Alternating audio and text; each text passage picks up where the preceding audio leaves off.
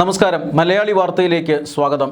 പ്രധാനമന്ത്രി നരേന്ദ്രമോദിയുടെ ബാംഗ്ലൂർ സന്ദർശനത്തിനിടയിൽ അദ്ദേഹത്തിൻ്റെ സന്ദർശന റൂട്ടിൽ സ്ഫോടക വസ്തുക്കളായ ജലാറ്റിൻ സ്റ്റിക്കുകൾ കണ്ടെത്തിയ സംഭവത്തിൽ 6 കർണാടക പോലീസ് ഉദ്യോഗസ്ഥരെ സസ്പെൻഡ് ചെയ്തിരിക്കുകയാണ്. ഇതുമായി ബന്ധപ്പെട്ട് നടക്കുന്ന അന്വേഷണം പൂർത്തിയാകുന്നതുവരെയാണ് സസ്പെൻഷൻ. കഴിഞ്ഞ മെയ് മാസം 10-ാം തീയതിയാണ് പ്രധാനമന്ത്രി നരേന്ദ്രമോദി ആർട്ട് ഓഫ് ലിവിങ്ങിൻ്റെ പരിപാടിയിൽ പങ്കെടുക്കാനായി ബംഗളൂരുവിലെത്തിയത്.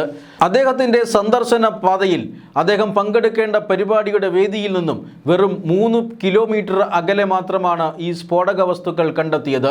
ജലാറ്റിൻ സ്റ്റിക്കുകൾ മാത്രമല്ല, വിദൂര നിയന്ത്രിത ഉപകരണങ്ങളിൽ ഉപയോഗിക്കുന്ന ഇലക്ട്രോണിക് സർക്യൂട്ടുകളും വയറുകളുമെല്ലാം കണ്ടെത്തിയിരുന്നു. പ്രധാനമന്ത്രി നരേന്ദ്രമോദിയെ ലക്ഷ്യം വെച്ചുകൊണ്ടുള്ള ഒരു ബോംബ് സ്ഫോടനമായിരുന്നോ ഈ ജലാറ്റിൻ സ്റ്റിക്ക് കണ്ടെത്തിയതിന് പിന്നിലെന്ന അന്വേഷണം ഇപ്പോൾ തകൃതിയായി നടക്കുകയാണ്. കർണാടക കേന്ദ്രീകരിച്ചാണ് ഈ അന്വേഷണം നടക്കുന്നത്. ഇതിനിടയിലാണ് 6 പോലീസുകാർക്ക് സസ്പെൻഷൻ നടപടി വീണിരിക്കുന്നത്.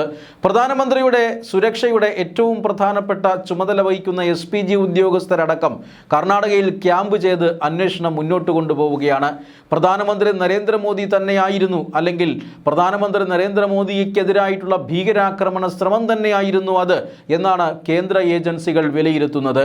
കാരണം പ്രധാനമന്ത്രി നരേന്ദ്രമോദിയുടെ സന്ദർശന പാതയിൽ അദ്ദേഹത്തിൻ്റെ വരവിന് തൊട്ട് മുന്നോടിയായിട്ടുള്ള പരിശോധനയിലാണ് ഈ സ്ഫോടക വസ്തുക്കൾ കണ്ടെത്തുന്നത്.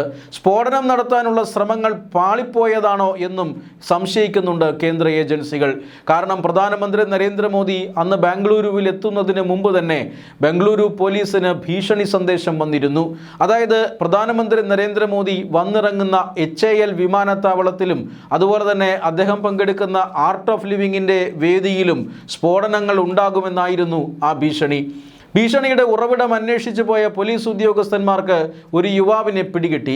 ഇയാളാണ് ഈ ഒരു ഭീഷണി സന്ദേശം അയച്ചത്. അയാളുടെ ട്രാക്ക് റെക്കോർഡ് പരിശോധിച്ചപ്പോൾ ഇതിനു മുമ്പും ഇയാൾ വ്യാജ ബോംബ് ഭീഷണികൾ നേരത്തെയും അയച്ചിട്ടുണ്ട്.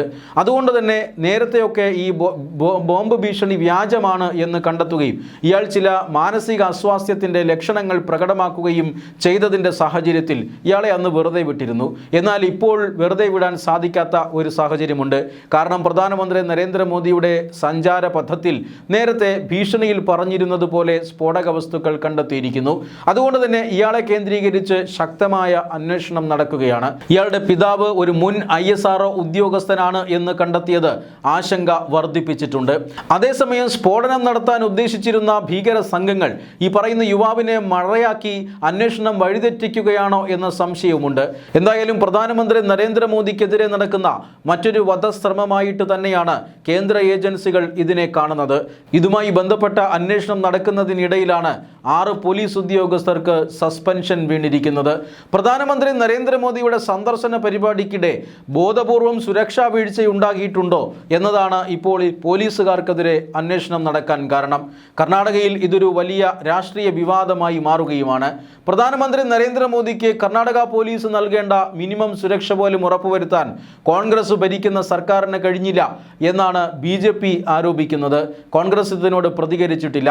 എന്തായാലും ഈ പോലീസ് ഉദ്യോഗസ്ഥരുടെ സസ്പെൻഷൻ സംഭവത്തിൽ ചില ഗൗരവകരമായ കാര്യങ്ങളുണ്ട് എന്ന് വ്യക്തമാക്കുന്നതാണ്. അന്വേഷണം പുരോഗമിക്കുന്ന സാഹചര്യത്തിൽ ഇതിലെ സത്യാവസ്ഥ പുറത്തു വരുമെന്നാണ് സൂചനയും.